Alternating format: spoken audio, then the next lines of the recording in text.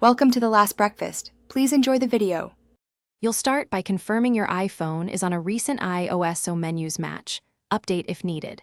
Once ready, unlock the phone and open Settings, then tap Sounds and Haptics. Scroll down, you're looking for System Sound options and the keyboard click switch.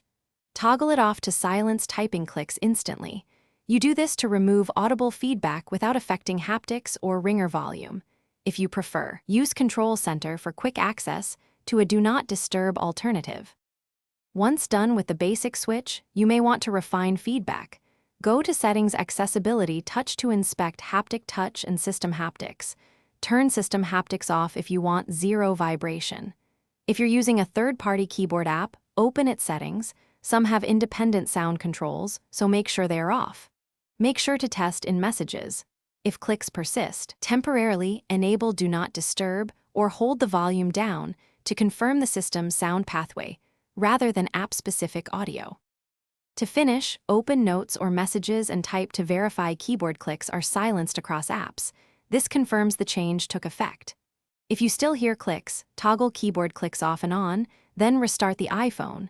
This clears minor glitches. As a final step, go to Settings General Reset Keyboard Dictionary only if needed, or update iOS to patch bugs. If none of that works, remove third-party keyboards and test again. That isolates app-level sound sources quickly. Thanks for watching. If this was helpful, leave a like and consider subscribing. See you next time.